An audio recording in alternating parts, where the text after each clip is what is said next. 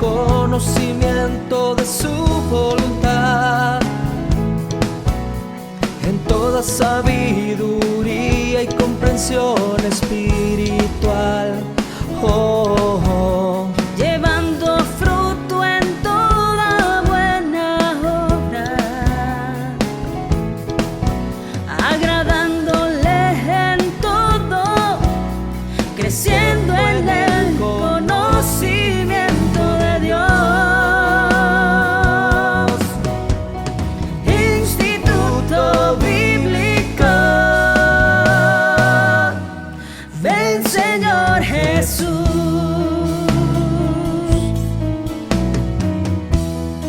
Estableciendo la cultura del reino con la palabra de Dios, instruyendo nuevos discípulos. Instituto Bíblico, ven Señor Jesús. Hola, bendiciones amados hermanos, aquí te saluda el pastor Juan Carlos Lima y estamos en la clase número 7 de esta serie que le hemos titulado Las 7 iglesias del Apocalipsis. Estamos entrando ahora, amados hermanos, a lo que es la iglesia de Sardis y hemos estado mirando cada una de estas iglesias de Apocalipsis con sus distintos detalles y estamos comparando las parábolas a los períodos de estas iglesias y hay bastante material aquí en la iglesia de Sardis, pero ¿qué te parece si comenzamos con una oración y le pedimos al Señor de que Él nos ayude con todo lo que vamos a ver el día de hoy?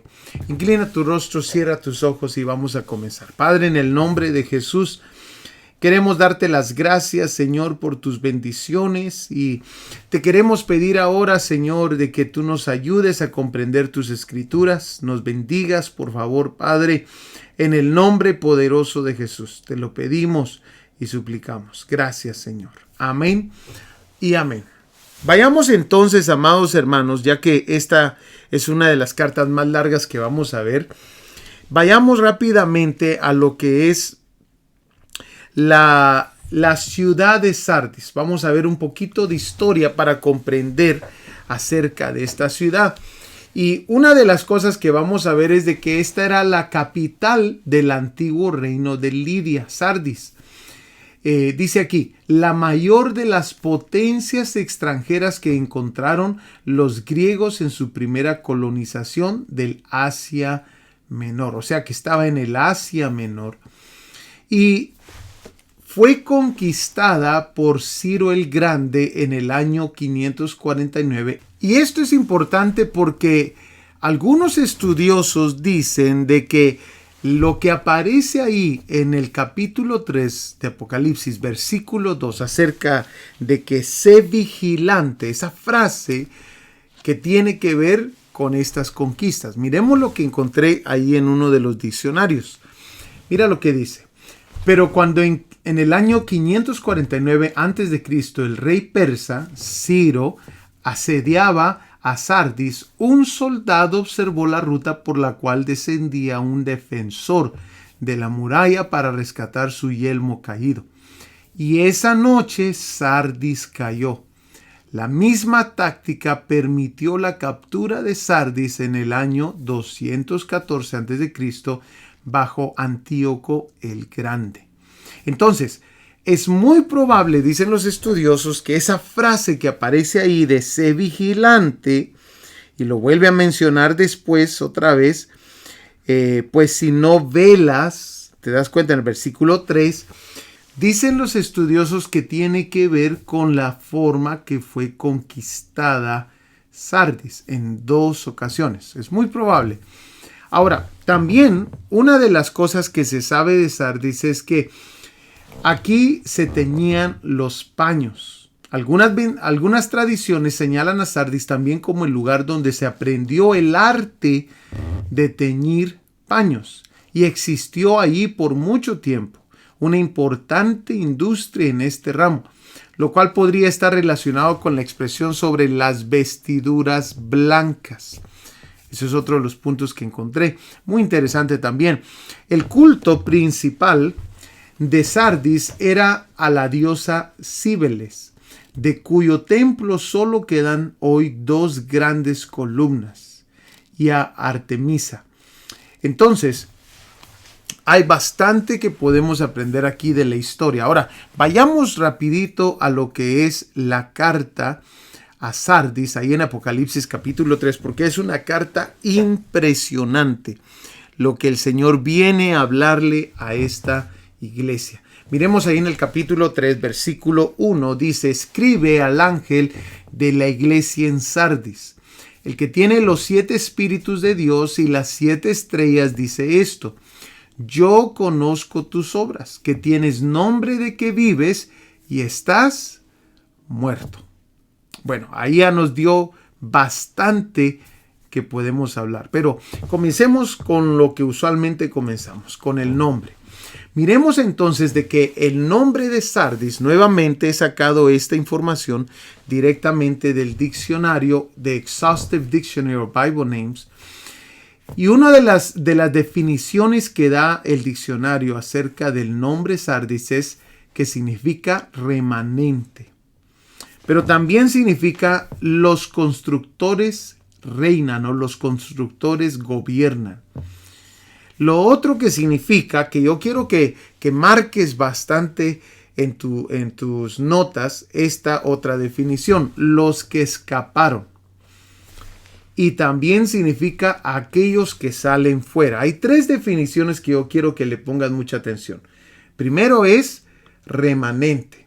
Esto va a ser de mucha importancia cuando miremos el período de Sardis, o sea, lo profético de la carta. También quiero que marques esta: los que escaparon. Es muy importante estas definiciones.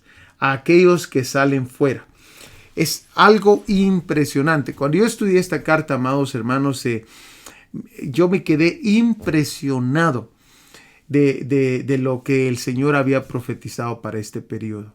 Así como me impresionó la iglesia de Teatira y lo profético de Teatira, así estoy impresionado con la iglesia de Sardis y lo profético de Sardis. Ahora, miremos algunos otros puntos, y otra de las cosas que vamos a ver es la presentación de Jesús. Recuérdate que te mencioné que la forma que Jesús se presenta a cada iglesia es de mucha importancia, y es que en esta iglesia, amados hermanos, se presenta como el que tiene los 7 espíritus de Dios.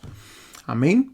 El que tiene los 7 espíritus de Dios y las 7 estrellas, dice esto. Y es que el número 7 significa plenitud, totalidad y perfección. Pero también se nos dice que son los 7 espíritus de Dios. ¿Y qué significa esto? Bueno, esto no es nada nuevo para la palabra del Señor, porque en Apocalipsis capítulo 1, versículo 4, miramos que también se nos menciona lo mismo. Dice: Juan a las 7 iglesias que están en Asia, gracia y paz a vosotros, del que es y que era y el que ha de venir, y de los 7 espíritus que están delante de su trono. Miremos ahora Apocalipsis 4:5. Apocalipsis 4:5 también lo menciona.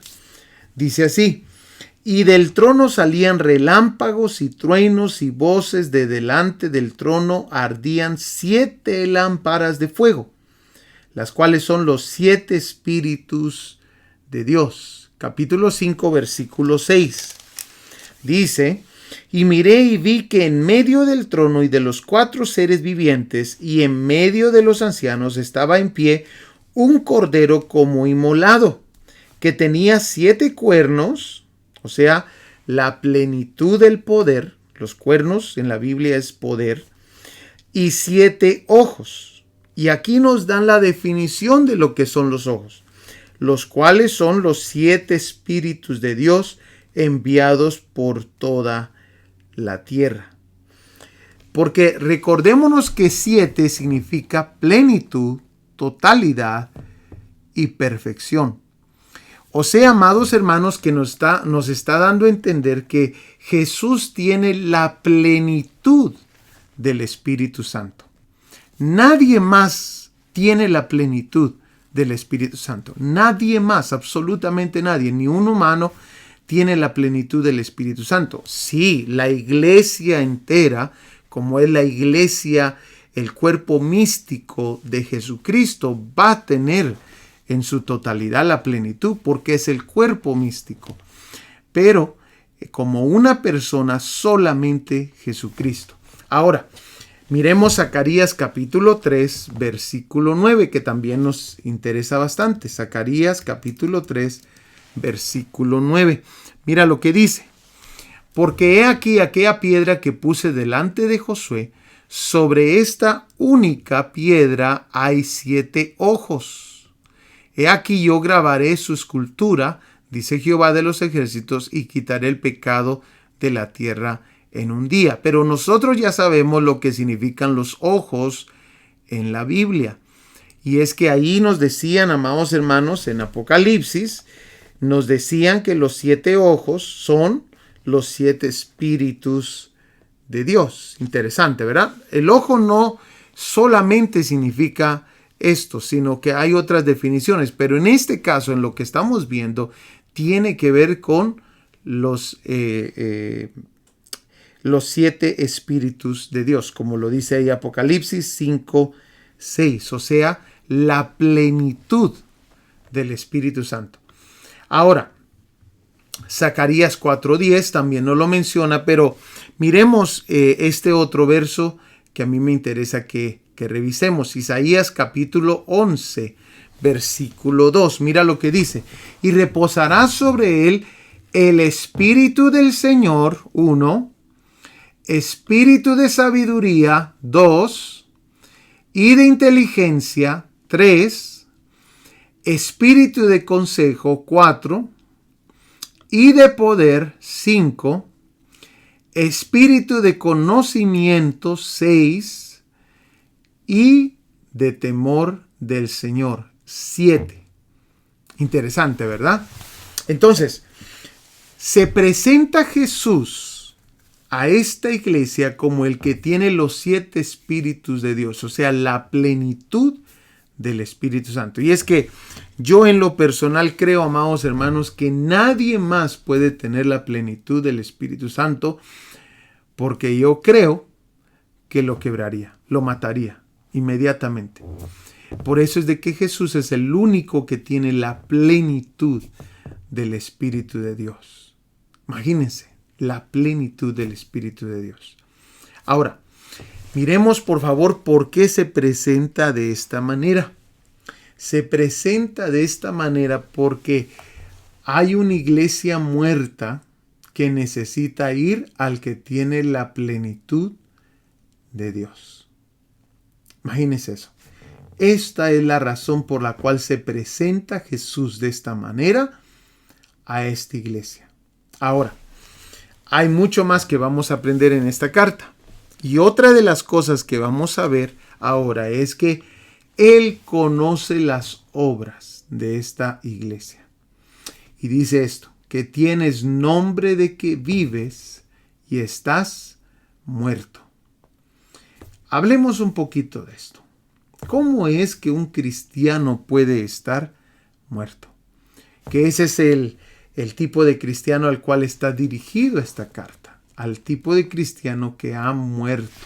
Amén. ¿Y cómo es que esto ocurre? Bueno, yo te apunté ahí algunos puntos que vamos a anotar que en tus notas, que son importantes que tú los tengas. En primer lugar, amados hermanos, una de las cosas que ocurre es que se comienza a contristar al Espíritu Santo. Efesios capítulo 4, versículo 30 nos dice que no lo hagamos. Que no contristemos al Espíritu Santo. Mira lo que dice. Y no contristéis al Espíritu, ahí está, Santo de Dios, con el cual fuisteis sellados para el día de la redención. No solamente nos dice que fuimos sellados, amén, sino también nos dice para qué fuimos sellados. Que esto viene a dar mucho con lo que dice el resto de la carta. Tenemos que anotar estos 3 puntos. No hay que contristar al Espíritu Santo de Dios, porque con él fuimos sellados, y nos dice para qué fuimos sellados. Vamos a necesitar ese sello al final. Entonces, comienza a perder la presencia de Dios. Segundo paso, Hebreos capítulo 3, versículo 6. Miremoslo por favor.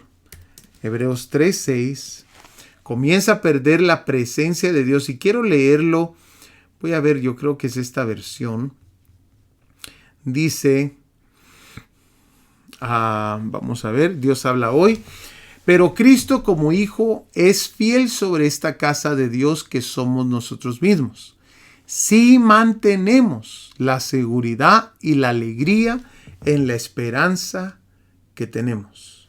O sea, nos requiere mantener.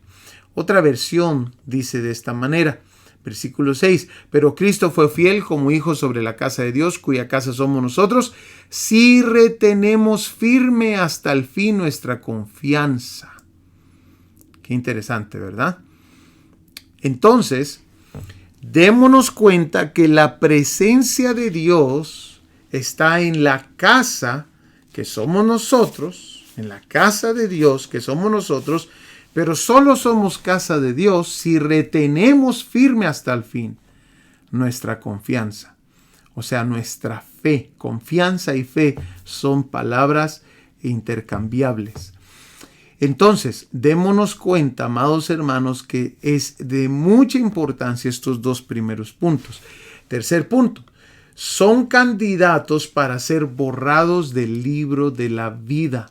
Aquellos cristianos muertos, como lo dice ahí Apocalipsis 3:5, démonos cuenta que son candidatos para ser borrados del libro de la vida.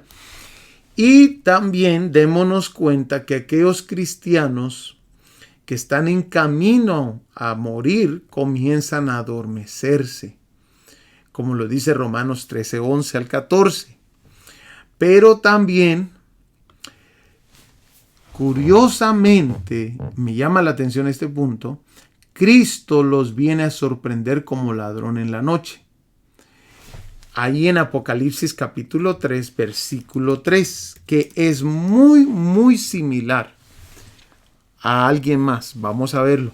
Acuérdate pues de lo que has recibido y oído, guárdalo y arrepiéntete. Por tanto, si no velas, vendré como ladrón y no sabrás a qué hora vendré sobre ti. ¿Y por qué es esto importante? Porque hay alguien más que se le presenta a Jesús como ladrón. Y déjame decirte, amado hermano, que no es a la iglesia. A la iglesia Jesús no se le presenta como ladrón. Mira a quién más se le presenta como ladrón. Primera de Tesalonicenses, capítulo 5, versículo 4. Dice, pero ustedes, hermanos, no están en tinieblas para que el día los sorprenda como ladrón. O sea, amado hermano, dando a entender que la iglesia de Sardis es una iglesia en tinieblas. Es una iglesia que ya no brilló. Es una iglesia muerta. Pero mira lo que dice el versículo 5. Porque todos ustedes son hijos de la luz e hijos del día, no somos de la noche ni de las tinieblas. Por tanto, y mira, nuevamente aquí lo que te mencionaba, no durmamos como los demás, sino estemos alerta. ¿Y qué fue lo que le dijo Jesús a esta iglesia? Que vigilara, que estuviera alerta. Y seamos sobrios, dice, porque los que duermen de noche duermen y los que se emborrachan de noche se emborrachan.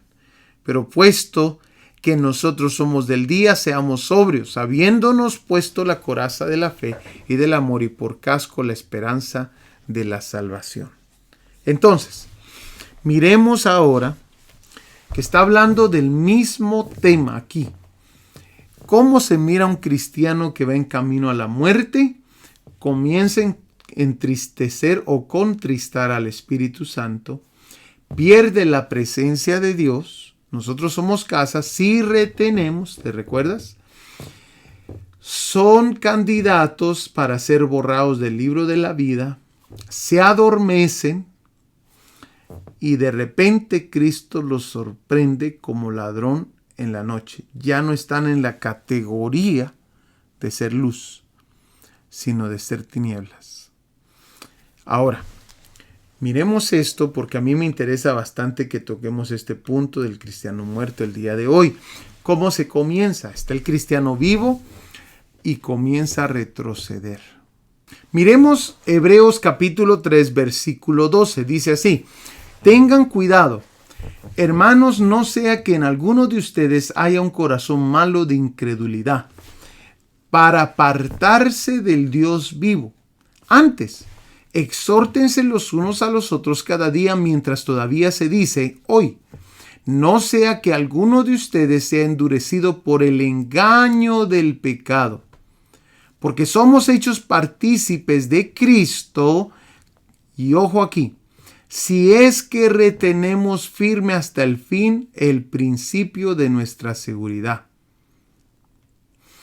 Entonces, es importante que nosotros entendamos que somos partícipes de Cristo, si es que retenemos firme hasta el fin el principio de nuestra seguridad.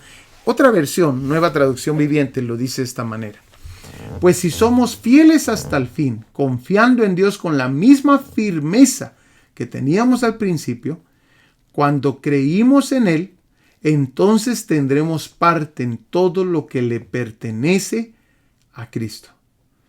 O sea, amado hermano, hay condiciones. Hay condiciones. Ahora, esta carta es bien interesante porque hay bastante que podemos aprender de ella. Mira por favor el capítulo 3, versículo 3. Dice: acuérdate pues de lo que has recibido y oído, y guárdalo y arrepiéntete. Pues si no velas, ¿te recuerdas? El velar es de un cristiano ferviente. Vendré sobre ti como ladrón. Nuevamente te mencioné que al mundo también viene como ladrón. Y no sabrás a qué hora vendré sobre ti. Pero tienes unas pocas personas en Sardis que no han manchado sus vestiduras. Esta es la clave. La clave es no manchar las vestiduras, amados hermanos. Es mantenernos limpios y en devoción al Señor y en consagración al Señor, para no manchar así las vestiduras. Y es que la palabra vestiduras aparece bastantes veces en esta carta, amados hermanos.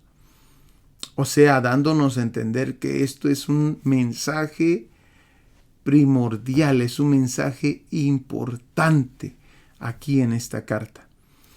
Y dice: y andarán conmigo en vestiduras blancas, porque son dignas. El que venciere será vestido de vestiduras blancas, y no borraré su nombre del libro de la vida. Y confesaré su nombre delante de mi Padre y delante de sus ángeles. Y es que cuando miramos a esta próxima línea de no borrar su nombre del libro de la vida, vayamos rápidamente a Éxodo capítulo 32, versículo 33. Éxodo capítulo 32, versículo 33. Nos vamos a dar cuenta que no es algo nuevo lo que se nos está enseñando, sino se nos está enseñando algo que ya había ocurrido anteriormente. ¿Lo tenemos? Mira lo que dice: y el Señor dijo a Moisés: al que haya pecado contra mí, lo borraré de mi libro. O sea que desde el Antiguo Testamento ya se está apuntando gente en un libro. Y nos damos cuenta que aquí, amados hermanos, también hay borrador. Interesante, ¿no? Ahora, ¿por qué es esto? Para explicártelo mejor, te tengo que explicar en qué está basado nuestra salvación. Nuestra salvación, amados hermanos, es una de las recompensas, o como lo he dicho en algunas otras clases, una de las promesas del pacto. Nuestra salvación. Entonces, tenemos que tratar nuestra salvación como un pacto, porque una de las promesas del pacto que tenemos con Dios, o sea, el nuevo pacto que se ha hecho, es la salvación. Una de las promesas es la salvación. Cuando estudiamos los pactos de la Biblia, y te lo puse ahí en los versos bíblicos porque es de mucha importancia a causa de todo lo que la falsa doctrina que se está dando el día de hoy, nos vamos a dar cuenta, amados hermanos, que todos los pactos en la Biblia, los 9 pactos que hay en la Biblia, todos tienen términos, tienen promesas, tienen sangre, sacrificio. Todos los pactos han sido de esta misma manera, pero también tienen el sello del pacto. Por ejemplo, el pacto noémico, su sello es el arco iris. Vayamos allá a Génesis rápidamente y miremos, porque te los quiero enseñar. Agarré estos porque son los más fáciles y lo podemos ver rapidito. Génesis capítulo 9, versículo 12 y 13. Dice, y dijo Dios, esta es la señal del pacto. O sea, claramente se nos dice que es una señal del pacto que yo establezco entre mí y vosotros y todo ser viviente que está con vosotros por siglos perpetuos. ¿Cuál es? Mi arco he puesto en las nubes, el cual será por señal del pacto entre mí y la tierra. Bueno, entonces está el noémico, está también el abrahámico, ahí en Génesis capítulo 17, versículo 11, vayamos rápidamente. Circuncidaréis pues la carne de vuestro prepucio y será, nuevamente usan la misma palabra, por señal del pacto entre mí y vosotros. Por eso nosotros no nos tenemos que circuncidar. No es necesario para nuestro pacto. Amén. Porque este era un pacto entre los israelitas y Dios. Y iba a ser la señal del pacto abrahámico. Pero ahora miremos también el pacto mosaico.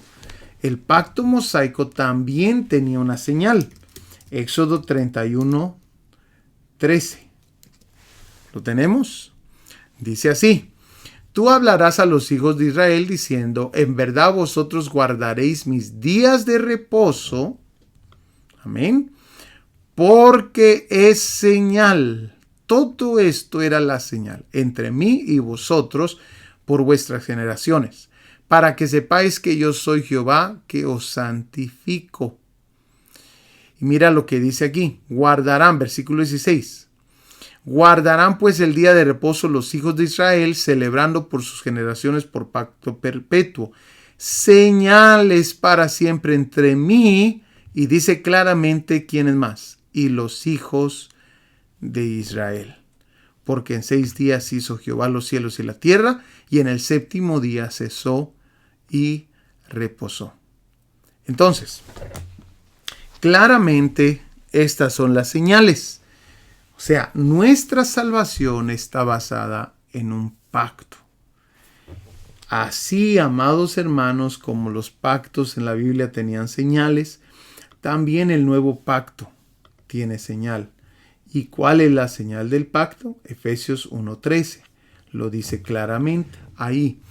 Gracias a Cristo, también ustedes que oyeron el mensaje de la verdad, la buena noticia de su salvación, y abrazaron la fe, fueron sellados como propiedad de Dios con el Espíritu Santo. O sea, ese es el sello del nuevo pacto que Él había prometido. Este Espíritu es el anticipo que nos garantiza la herencia que Dios nos ha de dar cuando haya completado nuestra liberación y haya hecho de nosotros el pueblo de su posesión, para que todos alabemos su glorioso poder. Qué interesante. Entonces, nuestra salvación está basada en un pacto. Y los pactos se deben de cuidar. El Espíritu Santo no se puede contristar. No se puede perder la presencia de Dios. Por eso, amados hermanos, encontramos ahí en Jeremías, capítulo 31, versículo 32, míralo conmigo, Jeremías 31, 32, que dice: esta alianza no será como la que hice con sus antepasados, cuando los tomé de la mano para sacarlos de Egipto, porque ellos quebraron mi alianza, o sea, mi pacto. Miremos esta otra versión. No como el pacto que hice con sus padres el día que los tomé de la mano para sacarlos de la tierra de Egipto. Mi pacto que ellos rompieron, aunque fui un esposo para ellos. Miremos la versión de Reina Valera. Dice, no como el pacto que hice con sus padres el día que tomé su mano para sacarlos de la tierra de Egipto, porque ellos invalidaron mi pacto.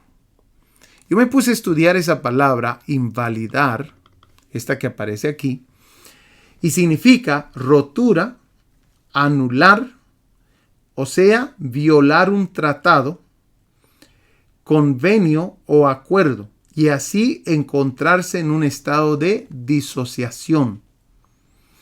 Desbaratar también significa frustrar, malograr, o sea, ser causa a fallar en alguna medida en un estado o condición, según el diccionario de idiomas bíblicos. Invalidar. Ahora, va a hacer mucho sentido, amados hermanos, por qué Filipenses 2:12 nos dice lo que nos dice. Así que, amados míos, tal como siempre han obedecido, no solo en mi presencia, sino ahora mucho más en mi ausencia, ocúpense en su salvación con temor y temblor. Qué interesante. Entonces, tenemos aquí, amados hermanos, una carta donde hay bastante información que nos está hablando. Nos está hablando de que si ellos no se arrepienten, va a venir como ladrón. Nos está hablando también, amados hermanos, que han manchado sus vestiduras, pero que hay un remanente. Y es que Sardis significa remanente, ¿te recuerdas?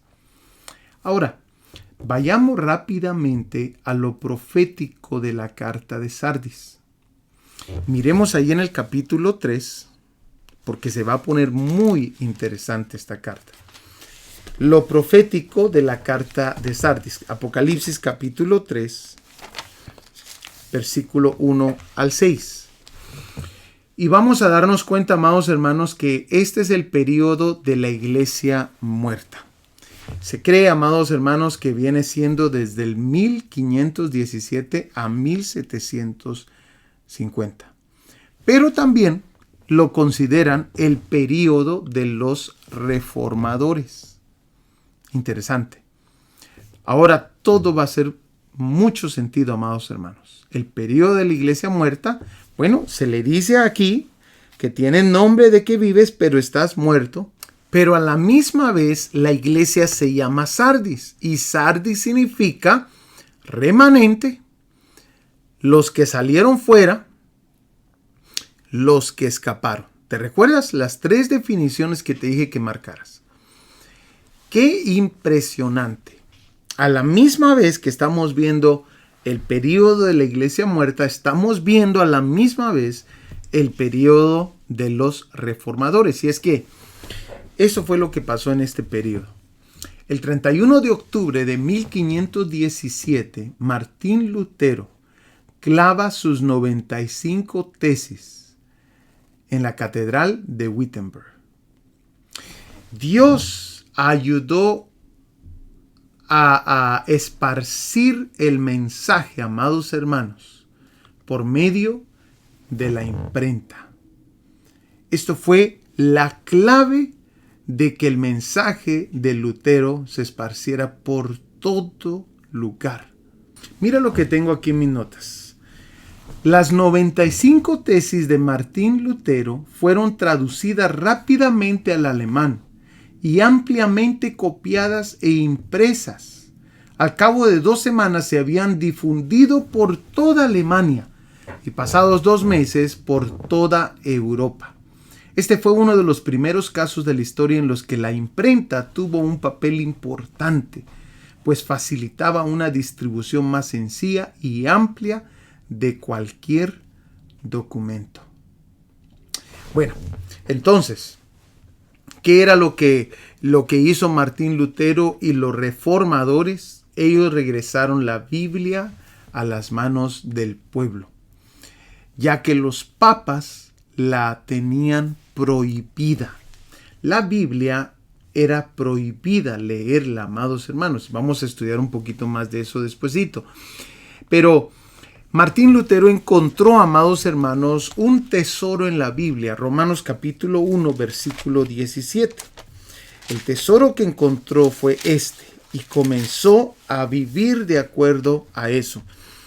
Él exactamente hizo lo de la parábola. Él vendió todo por el tesoro que había encontrado en ese terreno. Capítulo 1, versículo 17 de Romanos dice: porque en el Evangelio la justicia de Dios se revela por fe y para fe, como está escrito, mas el justo por la fe vivirá. Proclamaron a Cristo como el único Salvador, el único Redentor, la única cabeza de la iglesia. Estas eran verdades que se habían perdido adentro de la iglesia pagana. El único Señor de la iglesia y la adoración a Dios, y fuera los ritos y ceremonias. Entonces, había bastante, amados hermanos, bastante que ellos le estaban regresando al pueblo y descubriendo estas verdades. Martín Lutero fue perseguido por la iglesia de este tiempo y hizo muchas cosas, amados hermanos, para ayudar a llevar el evangelio a toda esa gente. Ya en ese entonces ya no se bautizaban los adultos, sino se bautizaban solamente los niños. ¿Te recuerdas? En 1522 y 1534 él traduce la Biblia entera al alemán. Fue algo impresionante lo que ocurrió. Fíjate, por favor, su última oración de Martín Lutero. La última oración ya en su cama de muerte. Mira lo que él ora.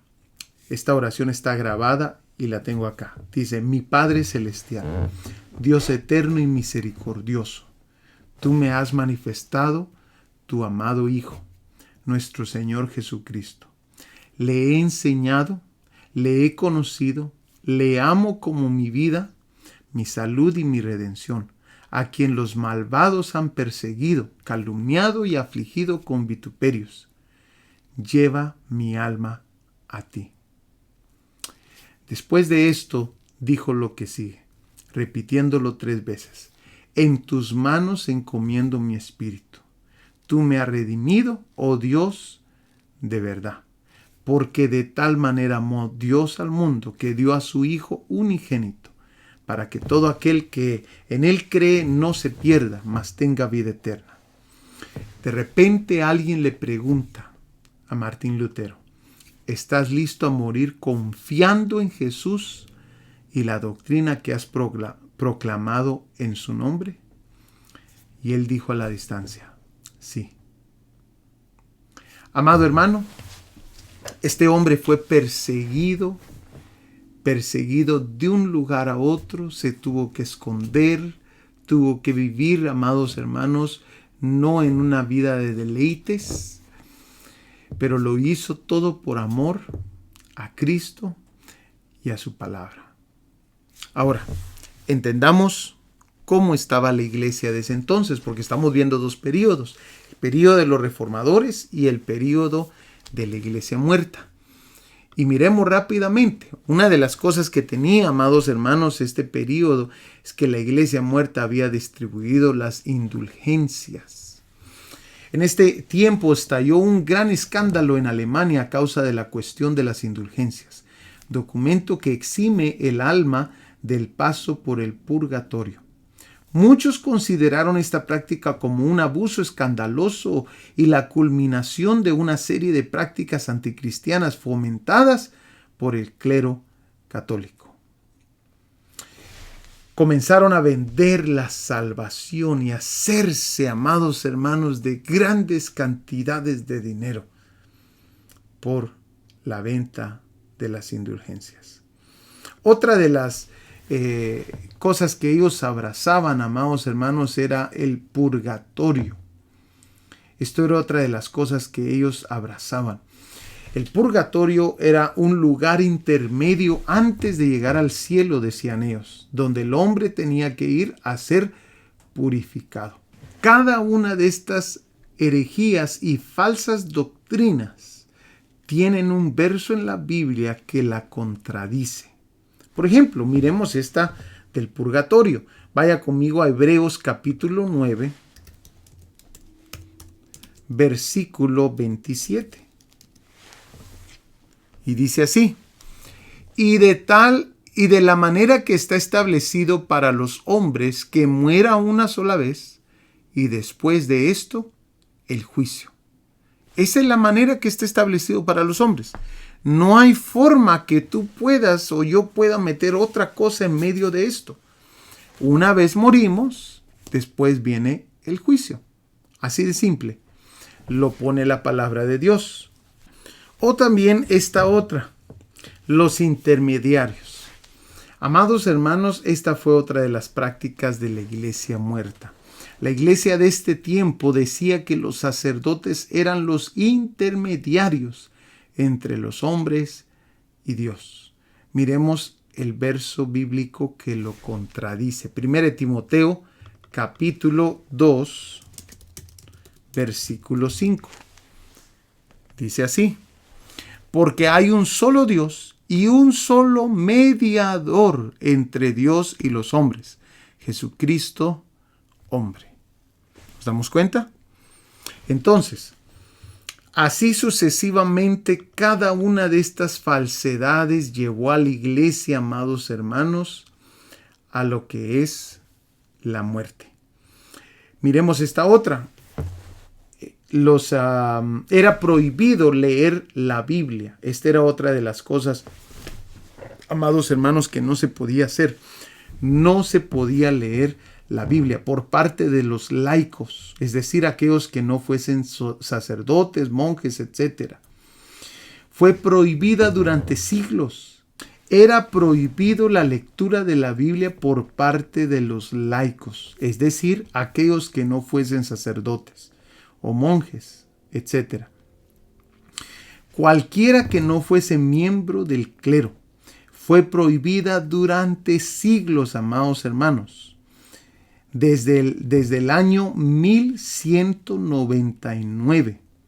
Esta prohibición, amados hermanos, terminó en el Concilio Vaticano II, que se llevó a cabo entre el año 1962 y 1965. Hermanos, estamos hablando de muchísimos años donde la gente no podía leer la Biblia.